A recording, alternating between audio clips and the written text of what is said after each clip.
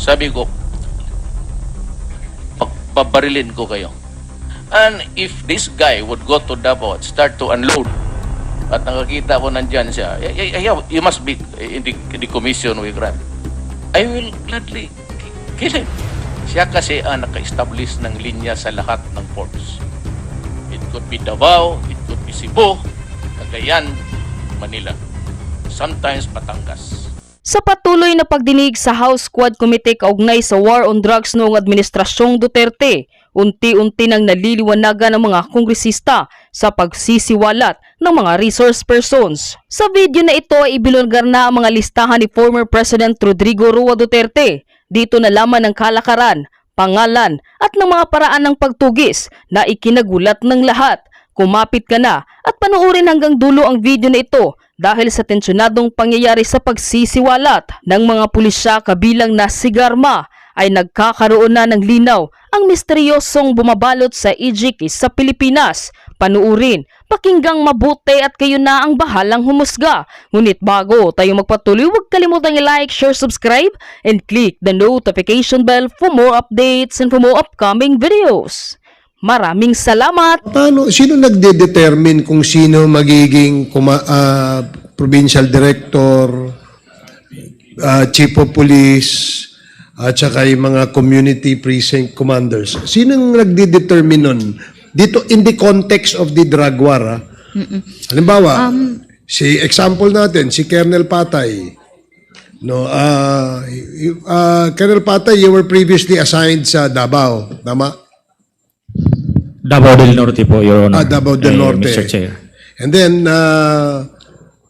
sinong nag-order na ilipat si Colonel Patay dito sa Quezon City? Would you know kung sino yan? Is that part of the system na merong isa na naglilista? Dito ilalagay si Colonel Patay, dito ilalagay si...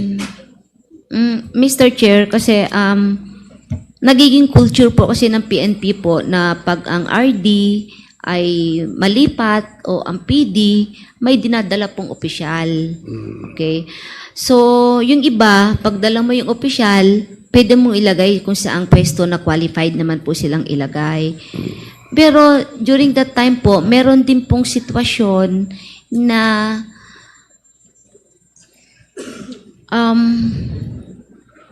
some would volunteer that they volunteer. Yeah. So merong nagbo-volunteer. Nagbo-volunteer, which is I think naman po is nagagrant kung minsan because they would say that they can deliver. And what can they deliver? Ano yung bakit ano? Mga projects po sa area sa war on But drugs. be specific para lang for our education kasi hindi naman namin naintindihan. Yung sinabi mong project, ano yun?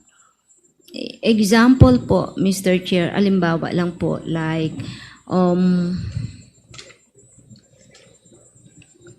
mag-regional chief ka, halimbawa po, ng isang unit sa IDG. In the case po of Sir Marcos po. Si Colonel Marcos. Yeah. I Okay. think, mayroong arrangement Colonel, yan. can you speak louder? Yes. May arrangement niya na he could deliver mga big fish in the area. Just to give him the opportunity to lead the unit, it's easier. Mga ganun po. Yung iba naman po, nakakapagtrabaho, tama naman po yung trabaho, hindi naman po lahat po ay masasabi mong hindi tama po yung ginawa. Ano bang ibig sabihin nung makaka-deliver? Halimbawa, is Colonel Marcos still here, no? So, anong ibig sabihin nung makaka-deliver? It's a lingo po sa PNP during that time na if you use the word deliver ay mahuhuli mo yung malaking big fish. Mahuhuli.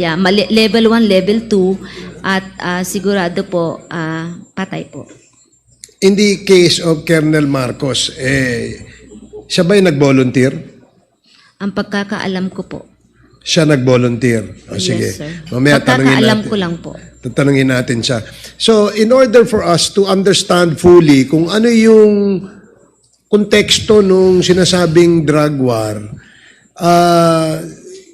in the previous hearing, Chairman Acop has tasked the Director General of the PDEA, no, to help us understand ano ba itong drug list, ano ba itong narco list. And in that request by Congressman Acop, we put that into motion where during that time, it was unanimously approved by the committee. So, may we ask now the PDEA kung meron ba kayong pwedeng i-submit, ipakitang report dito sa committee ito? Yes, Your Honor.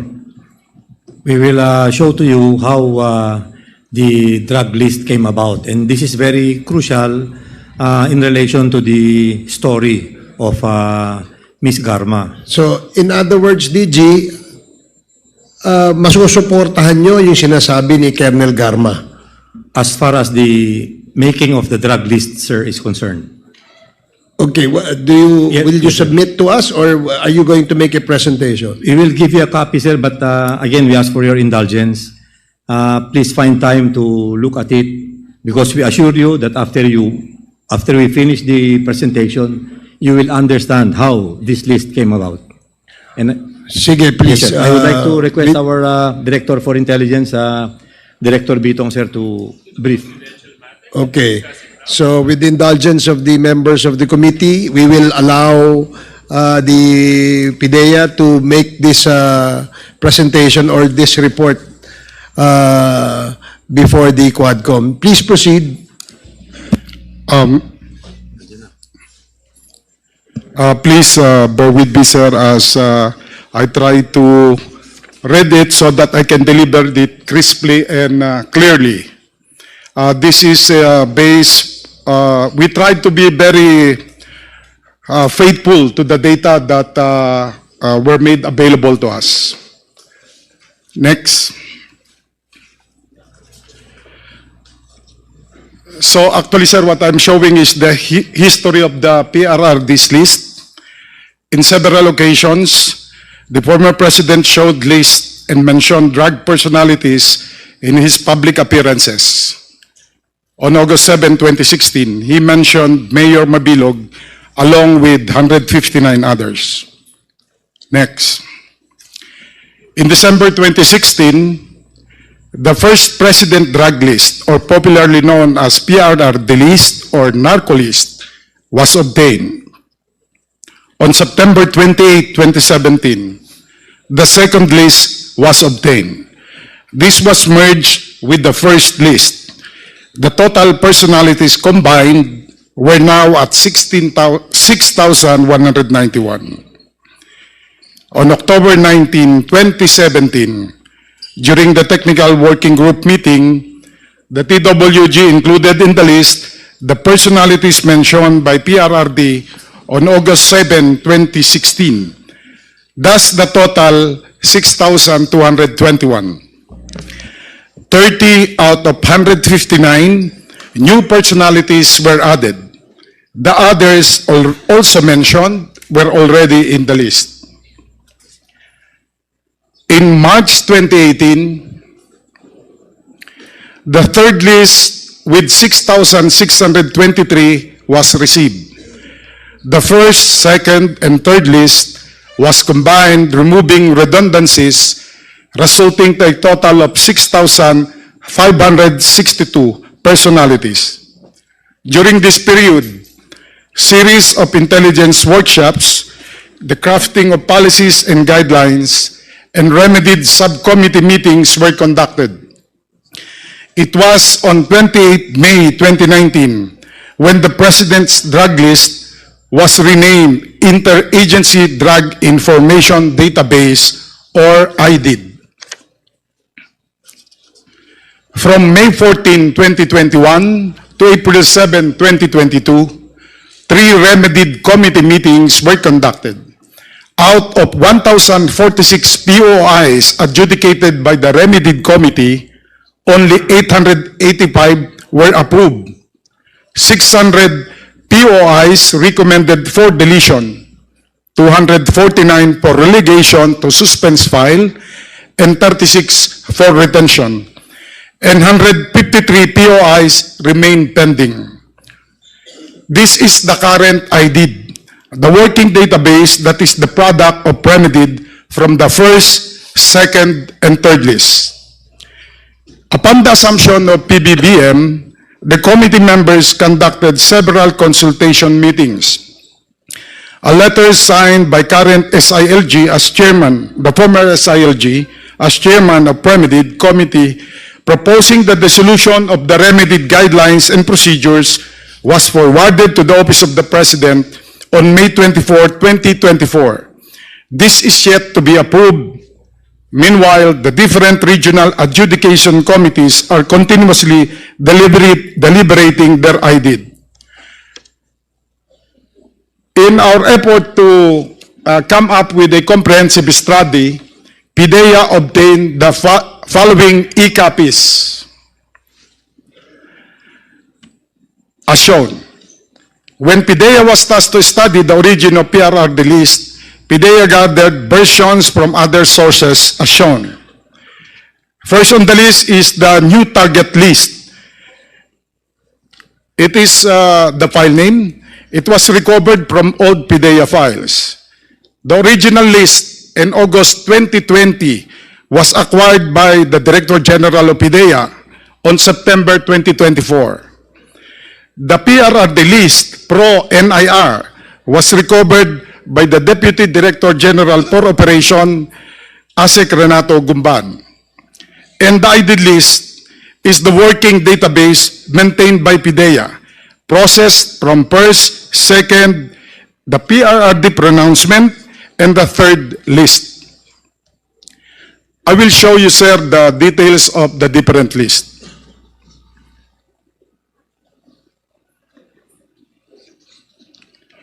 Going to the details, shown are the properties and contents of the different lists.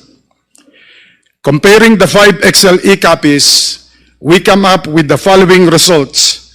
New target list and original list are the same with 3,981 names. The August 2020 and PRRD list pro-NIR have minor differences. File name PRRD list pro-NIR has only 31 worksheets compared to August 2020 with 32 because it contains worksheet NIR. IDID, the official list of Remedied Committee, has a total of 6,276. Let me just note that Attorney Wesley A. Barayuga, the PCSO official killed on July 30, 2020, was included in August 2020 and PRRD list pro-NIR, but never in IDID. Going deeper, sir,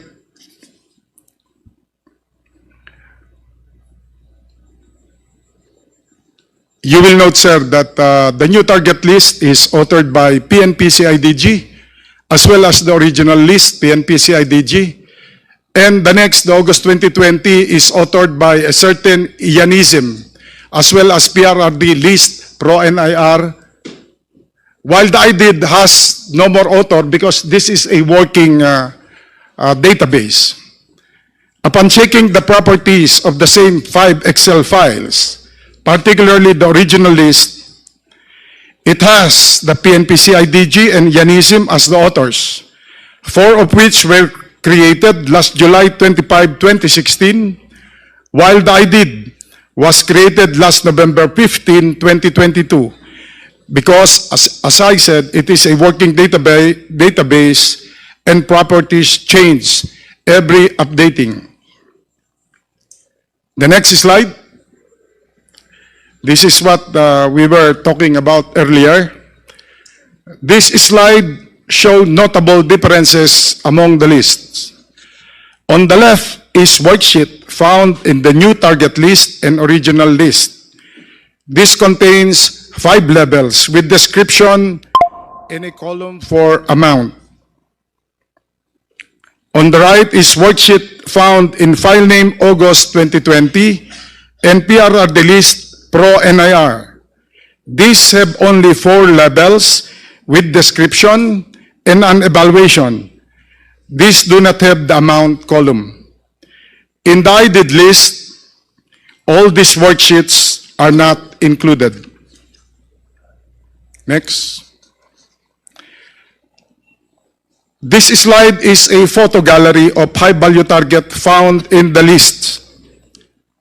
On the left, the new target list, original list, and I-did list contain fewer photos than the one on the right with file name August 2020 and PRRD list pro-NIR.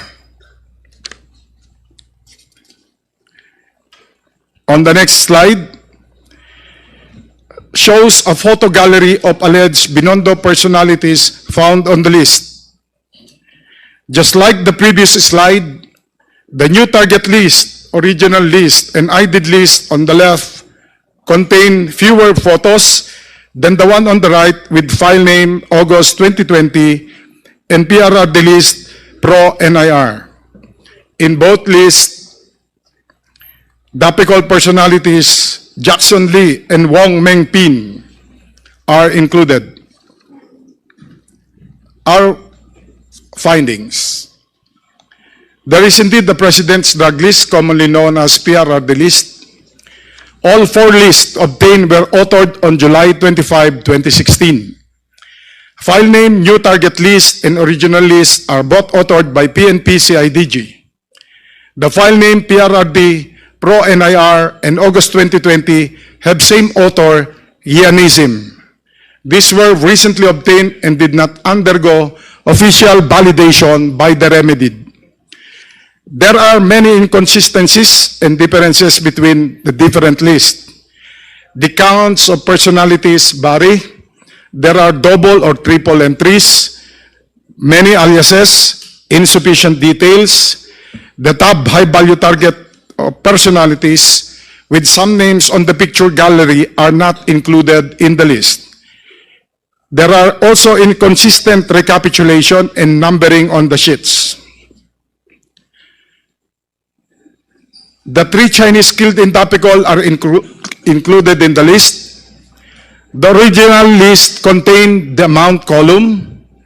Mayor Mabilog was not included in the original list until October 19, 2017, 2 months after second list was received. And Attorney Wesley Barayuga was included only in August 2020 and PRRD list pro-NIR, but never in I-did or the official list. That ends our briefing, sir. Mr. Chair, can I have just some clarificatory question? Please proceed. Yeah, thank you very much. Just to the PDEA, nabanggit niyo po kanina, based on what I gather, it was a list that was having a lot of revisions from the time that it started, correct? Yes, Your Honor. So, if it was being revised continuously, we were seeing deaths left and right since 2016 onwards. Yes, Your Honor. So how can we now say that those deaths and those operations were indeed validated through drug personalities? If the list itself that served as the basis of the PNP to implement was not validated, nor was it final in nature. That was the predicament that we had while we were trying to analyze the lists, Your Honor, because we found out that, let us just take, for example, the first list or the original list. It was sent to PDEA, it was studied by PDEA, and when it was submitted back to the palace, that is what I understand, a second list would be given back to PDEA. And it was observed that there would be names included in the list that was being sent back to PDEA. So parang, ano sir, we checked on the list, we send it forward, we sent it upwards for them to check on it, hoping that it wouldn't be, there would be no more names included, but it was the opposite. There would be names again that would be included. And so this continued until the third list. And Mr. so as Chair. not to miss anything, we already, so as not to miss anything, the lists were already combined with each other to come up with the August 2020 list, removing the names that were redundant or maybe there were deaths already, so they were removed from the list already. So that Yeah. that was how the list evolved, Your Honor. Do we have somebody from the CHR here, Mr. Chair? Do we have a representative from the CHR? Yes, earlier they were here, but after the interview with the victims earlier, we allowed them to be excused for Okay. this No, I just particular- wanted to know lang, Mr. Chair, kasi base sa sinabi ng PDEA, it was around 2020 where, you know, a working draft that was actually validated was finalized, more or less, correct? Your Honor, just to make a clarification, the file name is dated August 20, 2020. But as early as 2019, huh? Yeah, second.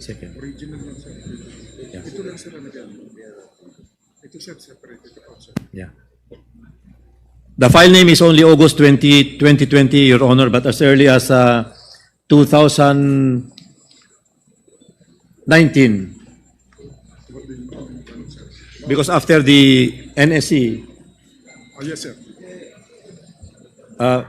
General Bitong will explain, Your Honor. Yes, sir. Actually, starting January 4 of 2016, sir, it already undergo a TWG deliberation. There is no remedy yet. It has Mr. not Chair, yet been Mr. approved. Ano? January 2016? No, sir. It's January 2017. Oh, yun. January 4, 2017. So meaning, it was on July 1 that the former president assumed office. So it was not until the following year of the first month, January 2017, that this list was, how do you say it, processed, correct? Sir, may I...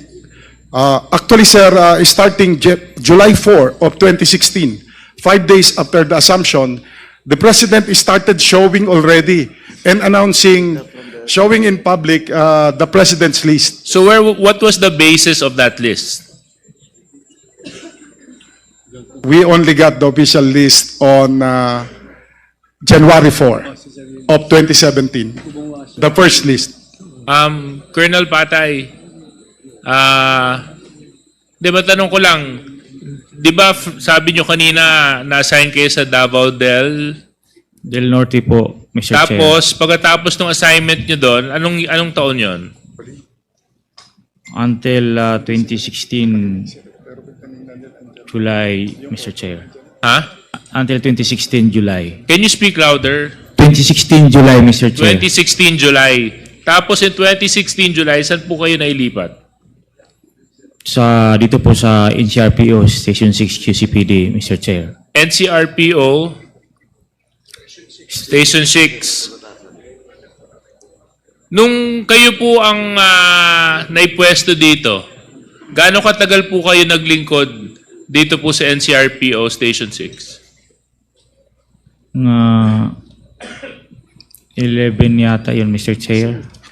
11 months from July to September, if I'm not mistaken, Mr. Chair. Doon po sa kabuuan nung 11 buwan, maalala nyo po ba kung ilan ang drug operations ninyo na nagresulta sa pagkamatay ng suspect? Hindi ko po bigay yung exact figure, Mr. Chair. But more or less, Hindi ko po ma-estimate. Last time, Mr. Chair, previous hearing, may guidance na po dito na ang listahan po ay I think that it was submitted yata dito sa committee na to, Mr. Chair. Yes, can you give me a ballpark figure? I was not able to look at the report, Mr. Chair. I cannot give the figure, Mr. Chair. Makamali po ako. Chairman Paduano, maybe you can tell me. Anyway, just to correct your statement, Colonel Patay, of course, baka nakalimutan mo na. You stayed in NCRPO, QC, station in Batasan. Station 6. Station 6 nga, pero QC. Diba? QC, QC. Mr. Chair. Yes, Mr. You were assigned here in the NCRPO July 1. Yes, Mr. Chair. And July 4, you were assigned as Station 6 Commander. Tama? If the records... Anyway, Yes, sir. anyway, yung transfer mo pabalik doon sa CIDG, CIDG after my assignment dito sa Station 6, Mr. Chair. correct. And that is September. So Yes, you stayed in Station 6 more than a year. Yes, Mr. Chair. More than a year. More than. Now, during the previous hearing sa Committee on Human Rights, as reported, the data shows that more than 100 was killed, which is drug-related operations. Mr. Chair, I cannot confirm or deny that data. And that Mr. is the data presented to us, not you, but the CHR. Okay. Thank you very much, Congressman Paduano. So anyway, so Colonel Patay, doon sa panahon na inimplement niyo po itong madugong gera laban sa droga, sabi na nga po na mahigit 100 ng buhay na nasawi. Ano po ang pinagbasihan po ninyong listahan? That was based on the reports from the BADAC, Mr. Chair, and intel reports coming from the intel of our unit, Mr. Chair. Intel of the PNP. There was already a list in the stations produced or stored coming from the BADAC, Mr. Chair, because during that time the barangay officials were very cooperative on that campaign, Mr. Chair. So anyway, ang akin lang pong medyo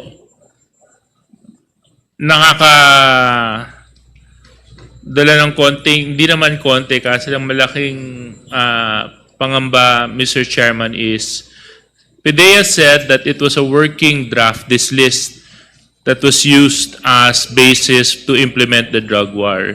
And it was not until 2020 was an interagency task force was created to have still a processing draft of a list.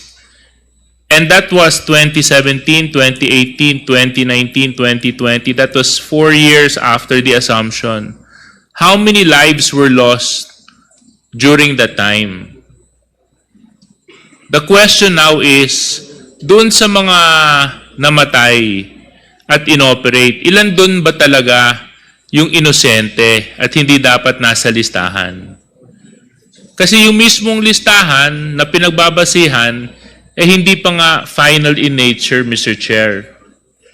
So, siguro, Mr. Chair, one of my requests is for PDEA to give us this list and we can cross-match it to those individuals that were, how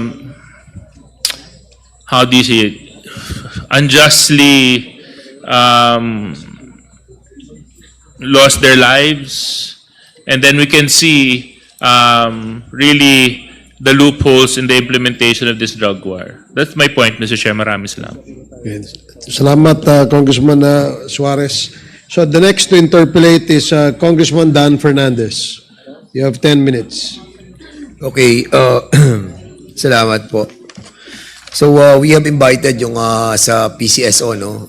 We are very sorry, na overturn tayo ng mga events, and even all other officers from PNP, sila Balindog, sila Villela, Crialdo. Maybe I'll just limit my question kay GM Rohina Garma, no? Kasi medyo ngayon lang namin na-receive yung affidavit. So, meron lang akong gustong tanong dito, Ma'am Rohina, no? But of course, hindi naman po natin na stop, Mr. Chairman, yung sa PCSO dahil meron din po mga issues doon that need to be clarified, no? Ma'am Rohina, kasi dito sa sinabi mo rito that tinawagan ka ni former President Duterte 5 a.m. in the morning. And during that time that you were with him, kayo lang bang dalawa? No, Mr. Chair. Sinong kasama nyo sa sasakyan? Yeah, it's just the two of us, sir, Mr. Chair. So, ikaw ang sumundo kay former President? I have my vehicle kasi, so nag-drive ako papunta doon. And then sabi niya, sasakay na lang siya sa loob ng sasakyan. So, you were driving the car? Yes, sir. And this is a usual thing for you to do with the former President when you were still the Chief of Police of Davao? Hindi naman, Mr. Chair. So, hindi siya regular na ginagawa nyo na sinusundo mo siya doon? Or, no? Kasi very unusual yung... No, Mr. Chair, that was the first time that First time to? pinapunta ako doon. Yes. At nagtaka ka rin dahil presidente na siya noon. President-elect na siya. Yes, Mr. Chair. Taka And din this ako. was May 2016. Hindi pa siya nag-oath. Yes, Mr. Chair. And do you have some inkling on what you were going to talk about or wala naman? Hindi ako nagtatanong kasi, Mr. Chair.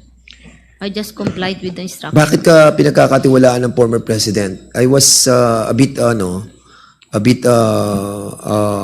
hindi naman confused, but suddenly parang lang nabibigla lang ako because you were denying your relationship with him, right?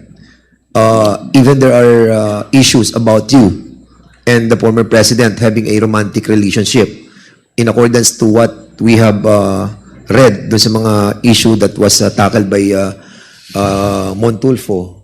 You will be denying that you have a relationship with the former president?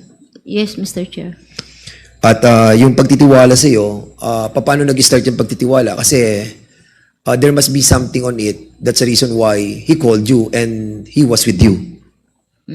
Ano yun? Mr. Chair, kung titingnan mo kasi yung structure ng officer sa Davao City Police Office, I am the most senior female police officer.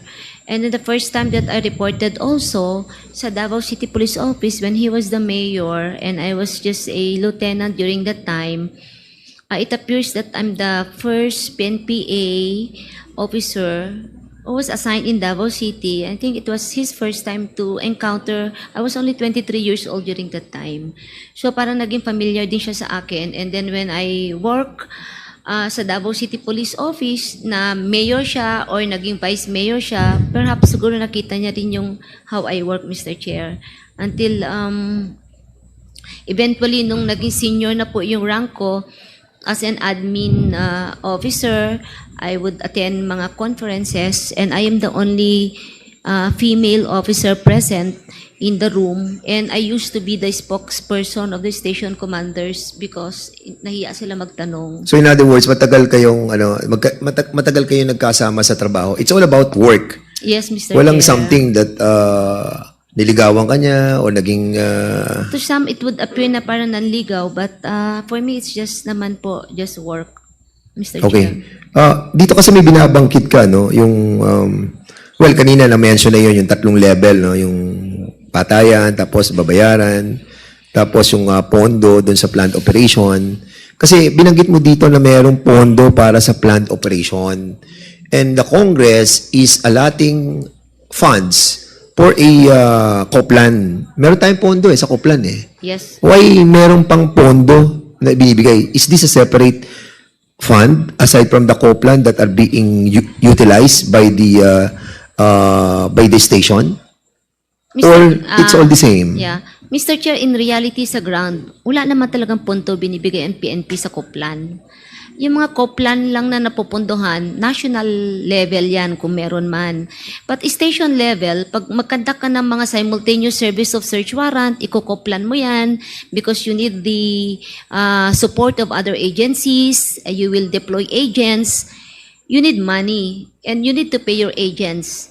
So, gagawa ka ng koplan, hindi po yan ina-approve ng PNP.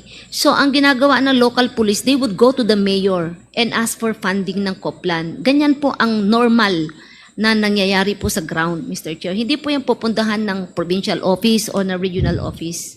So in other words, walang pondo na nilalaan sa bawat istasyon kapag nagkakaroon sila ng koplan. At the PNP or the yung mag-ooperate ng koplan have to source it out. No? So, yun ang sinasabi mo. So, sino si Muking? Kasi may sinabi ka dito si a certain Muking contacted you. Is he Muking Espino?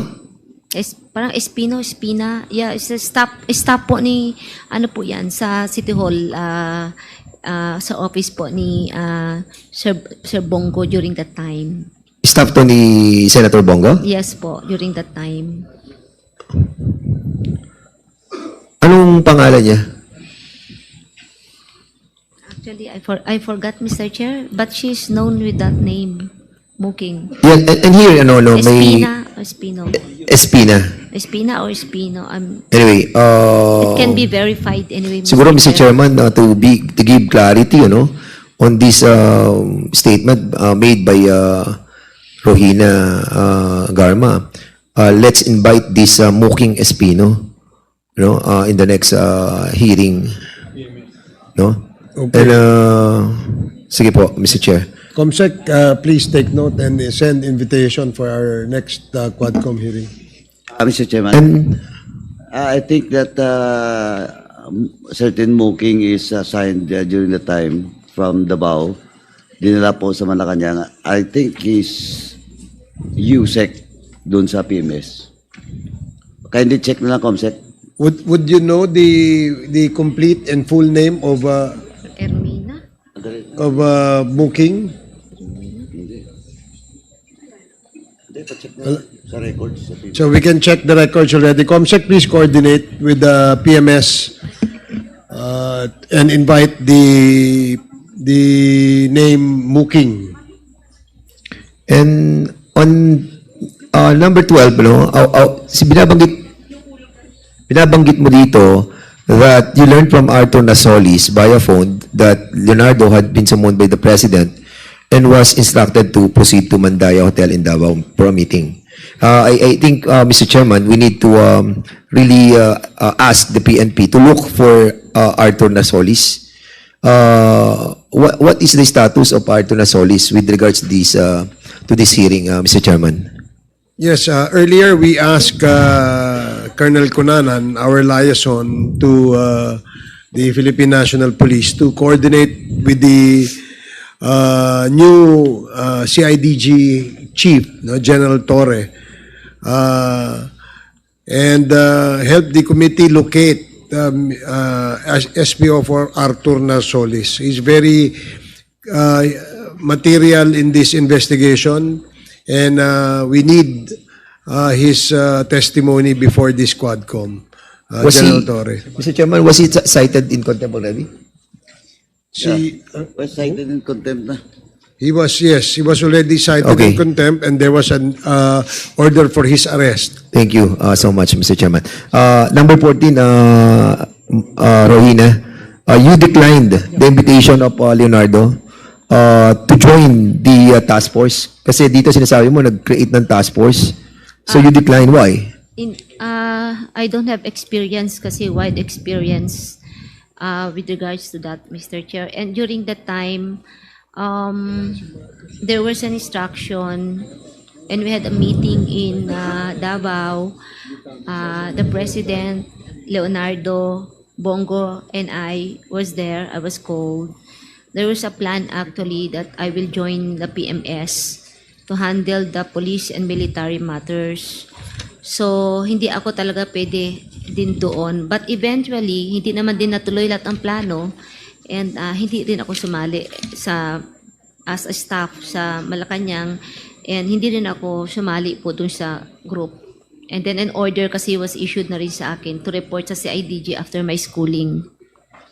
And what happened doon sa DPWH, you involve yung mga classmates mo, sila Bakay, Bilela, Grialdo, Tuson, and Duenas. Yes, Mr. But Chair. there was no meeting at all in accordance with your... Yes, sa amin po, walang pumasok. Kwentuhan lang talagang ano po, sir. Separate room po kasi kami, so kami lang po ang nag-usap, magka-classmate po. And in accordance with your affidavit, number 19, after the courtesy call, which happened in DPWH, Leonardo informed me that the structure of the intended task force would undergo changes. Ano yung changes na yun? Nung una po kasi, yung ginawa pong parang structure is masyadong what do you call this? Very structured po siya talaga, na merong head, Luzon, Visayas, Mindanao, and maraming staff.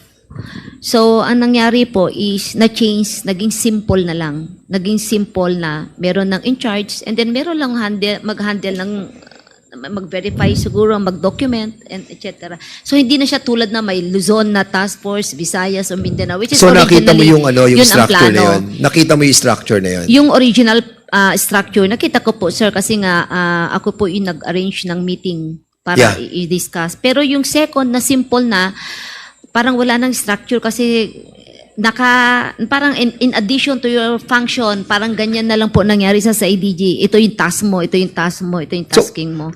Kasi we have received a structure that is just you have submitted to us. That is how the flow looks lang po. It's a diagram but not the structure. Hindi ito na ang sasabihin pinaka-structure. mo. No, it's just a diagram how communication flows. Yes, Mr. Chair. It's just a communication flow actually. Okay, from the top to the Yeah, it bottom appeared- level. Yes, it would appear that All right. way. So It's not a structure. just wanted to inform the body that we have received a diagram of how the money flows, no? The communication. The communication flows, and? Yes. And it would appear also the money would come and maglabas So we po. will go with that, no? We will go with that. So dito sa task force na to, sige, go ahead. With the indulgence of Chairman Dan, kasi ganito to po yun, pagkaintindi ko, si Colonel Leonardo proposes a task force, pero masyadong mabigat, di ba? Too heavy, di ba? Yes po. Now, ang implementation ng war on drugs, ang ginawa na lang per unit, per region, per province, per city, in which yung assignment of those trusted or quote-unquote war machine will be assigned individually. Tama po? Tapos, yung structure na, yung diagram na pinakita mo, yun yung sistema ng reporting. Tama? Yes po. And Yes at the po. same time, yun yung diagram that the flow with regards to reporting and the reward system. Yes, Mr. Oh, Chair. so ang assignment, kasi kanina tinanong si Colonel Patay, who assigned you, etc., etc. So, Colonel Patay, actually, of course, manggagaling yun sa R1 o sa personnel dito. But, Colonel Patay was assigned in QC in that situation na wala pong task force. Colonel Patay was handpicked to be assigned in CRPO and particularly in QC. Parang ganon, di ba? Yung specific na magiging daloy, Colonel Garma? Ma'am? Per assignment, Sir, per individual. pakiulit, sir. I'm Hindi, ang sinasabi ko po, yung assignments of personnel or officers is based on the concentration of drugs, no? At the same time, wala pong task force dahil individual lang assignment ng bawat trusted individual that should implement such Davao model. Ika nga. I'm not too familiar po kung ganun ang lahat ng setup, but to some, nangyayari po yon. Ito sampo naman po, dala-dala sila ng PD, dala-dala din po sila ng RD. Of course, I understand. Yes, sir. If the PD is part of the selected people that will be implementing such directive, di ba? Yung war on drugs, tama? Lahat po kasi required na mag-implement. Kaya nga, pero ibig ko sabihin, Yes, sir. for example, si Juan de la Cruz is in Negros o Bacolod City. Pag nandun yung bolto no, ng drug transactions and activities, kung si Juan de la Cruz is now the city director of that city, maintain siya, di ba? But in the case of Colonel Patay, for example, kasi ganito na lang po, nandito naman lahat na sila, except for Colonel Bilina. Dito na po, si Marcos nandito rin. Ito, ano lang tayo dito kasi you cannot lie the data and the records in your assignment. Example, Colonel Patay. In your case, 2017, Yes, Mr. Chair. you were assigned here. O, sinong bullet sa'yo? Who is the QCPD at the time? General Elisar, Mr. Chair. General Lizar. Elisar, Mr. Chair. O during your time as junior officer, do you have any assignments under Elisar? None, Mr. Chair. O none? O kita mo? You're assigned here not because you were brought or asked by General Elisar. You're brought here to implement this project. Ganun po, kahit yung Colonel Marcos. Well, in fact, Colonel Marcos, yung Colonel Laraga was demoted in that operation, but he was just suspended for 4 months. Di ba? Ikaw, Colonel Pitalio, o saan ka na-assign na maraming namatay? Di ba you were assigned Laguna? Mr. Chair, binyan po ako siya noon.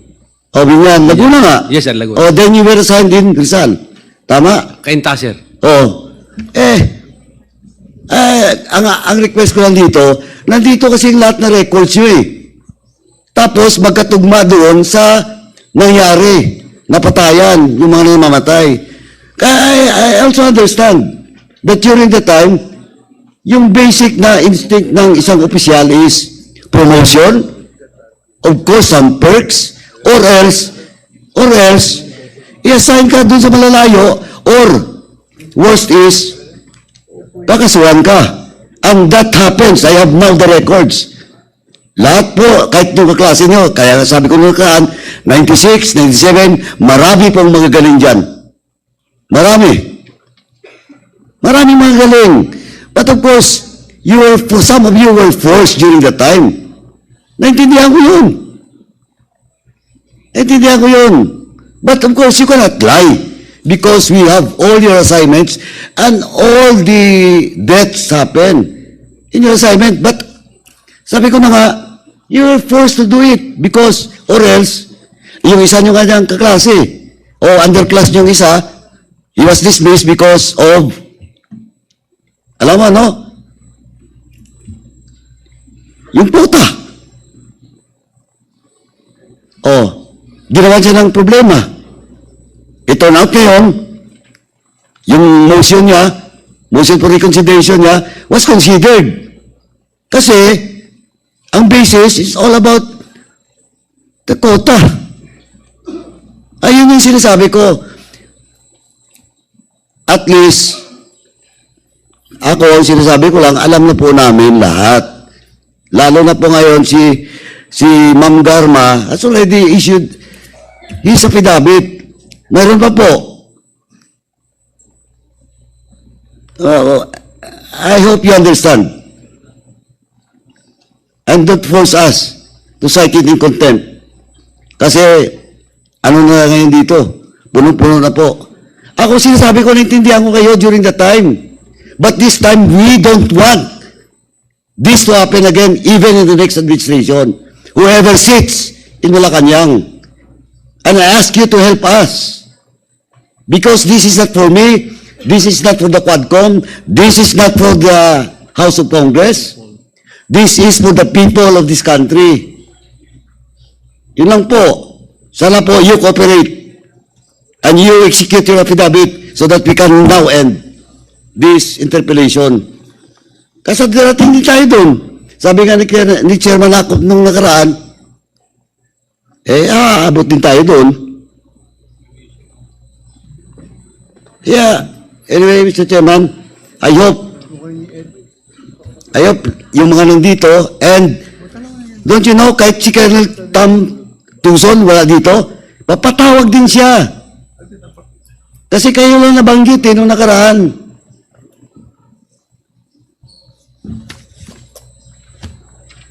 Kaya sinasabi na namin, kung hindi nyo pwedeng sabihin in open hearing, you execute voluntarily yung affidavit.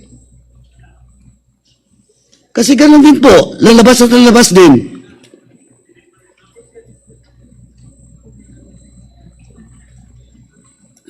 For now, Mr. Chairman, that's all. I hope the gentleman in the PNP understand my position and my statement, Mr. Chairman. Thank you, Congressman Padano. Continue. All right. Please continue, Can you Congressman kindly Fernandez. show the diagram? I just wanted to be clarified on something. Because Ma'am Rohina, Miss Rohina Garma, no? Ito yung binigay mo. Did you do this diagram? Ikaw yung gumawa ng diagram. Itong diagram na nakita namin dito that you have submitted. Parang As far as I just simplified my affidavit in a more kasi dito sa ano mo, way I was trying to look at your affidavit. At sa affidavit mo sa page 3 number 25, minention mo dito si Peter Parungo. Yes po, Si Mr. Peter Chair. Parungo na binanggit mo dito, ang sinasabi mo, one task force beginning operational. I later learned that all Copeland funds, the fund for operational expenses and rewards for agents were processed through the bank accounts of Peter Parungo at Metrobank, BDO, and PS Bank. So, ibig sabihin, itong Peter Parungo, pag titignan mo yung diagram, hindi ko siya makita doon. So, can you kindly explain where this Peter Parungo and who is Peter Parungo? Yes, at ano yung kanyang role? Siya ba'y tumatanggap ng pera? Kanino nang gagaling ang pera? Kano binibigay ang pera? Can you kindly tell us? Yeah, the one in green po, Peter Parungo, Pedro, known as Pedro po. Yung nasa kulay green na sa kaliwa, Yes po. yun ang Peter Parungo. Yes. At na nanggagaling ang instruction at ang pera doon kay alias Muking. Mr. Chair, that is how Pedro described it to me when one time I was at CIDG and parang nagkaambot ng ulo, sir. Sabi ko, Ano sabi niya? Sabi ko, uy, bakit? Naku, ma'am, baka ma-amlak na ako. Kasi every week, malalaking amount of pumapasok. Saan? Sa bangko, ma'am. Metrobank, ganyan. Balak na nga mag-open pa nga na ibang bank. So sabi ko, di mahirap yan pag ganyan. Ginanyan ko siya. Kasi nahirapan na siya kasi nga sobrang dami na pumapasok. Yun ang reklamo niya na kamot ulo palabas ng opisina that time. And I was just outside the office. I asked him kung bakit ganun ang behavior niya eh. That's where I learned na siya pala ang pinupuntahan ng pera. So, sinabi niya na si Yusek Muking Espina o nagsabi Espino. siya. Sabi niya. Ang naglalagay ng kay pera. Muking, kasi po, yun ang instruction sa kanya. So, Mr. Chairman, I think this Pedro Parungo is so crucial that we need to invite him as well. At nakalagay dito sa alias Pedro, CIDG 11 personnel in charge in the deposit and payment of money coming from alias Muking from PMS who in charge in releasing of money. Binanggit ba sa iyo na kung saan nanggaling yung pera ni Muking? Wala po. Si Pedro, yun lang po ang sinabi. Actually, hindi po personnel po ng CIDG si Pedro. Parang trustee lang po. During that time. So si Pedro Muking Hindi po siya organic. Si Pedro personnel. Parungo, hindi siya PNP personnel. Hindi rin po siya NUP. Hindi Ito din yung po. may kaso ng rape. Yes, Mr. Chair. Correct? Yes. Okay. With that, Mr. Chairman, I reiterate my request, no? And Chair. to invite this person, Peter Parungo. Mr. Chair, Yes, Congressman Akop, with the indulgence Before we of leave Congressman Mr. Parongo, Yes, ang may tao kay Peter Parongo ay si Colonel Leonardo. Opo, Mr. Chair. Pero palaging nandun siya sa PCSO, di ba? Hindi po, Mr. Chair, hindi po palagi. I think, alam ko na po kung ano yung next question. Actually, noong 2019, when I assumed as PCSO, nag-wrap up na po yung war on drugs. I think tatanggalin na siya kasi wala na siyang role. And then nakiusap po na baka pwede, ma'am, magtrabaho na lang ako with PCSO kasi wala na akong tasking or whatever. Sabi niya, o sige, sabi ko, I need liaison in Davao. Kasi sa mga relief goods operation, we will distribute and etc. So, I hired him, Mr. Chair, kasi wala na siyang work. Kaya nga, Kasi but before wala na that, po. before that, nagtatrabaho siya kay Colonel Leonardo. Yes, sir, kasi nasa CIDG talaga siya, Oo nga. Mr. Chair. Yes po.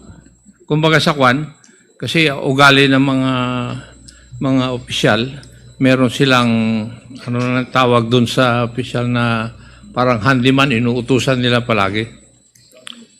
Di ba? Oh, hindi, may tawag sila eh. Kalimutan ko na lang. Runner. Ha? Striker. Oh, yes. Yes, sir. Maski lahat ng opisina dyan sa Krami, meron ding striker. So, striker si Peter Parongo. Pero, kung ipapahanap natin sa AMLAC, yung bank or financial transaction dun sa 3 bangko na binabanggit, malaki yung pera dun. Thank you, Honorable that is Fernandez. educational, Chairman Akop. So, ma'am, Rohina, binanggit mo rin dito si Romel Bactat, si Rodel Serbo, si Michael Palma, at yun na nga, si Peter Parongo, were charged with the task of collecting and verifying information provided by police officers in the field concerning arrests or deaths of individuals named in the list of drug personalities and creating a summary report. All of these reports would then been encoded and compiled by Lester Berganyo. The compilation is thereafter elevated to Leonardo, who will decide what level the arrest or killing was and its corresponding reward. Is this correct?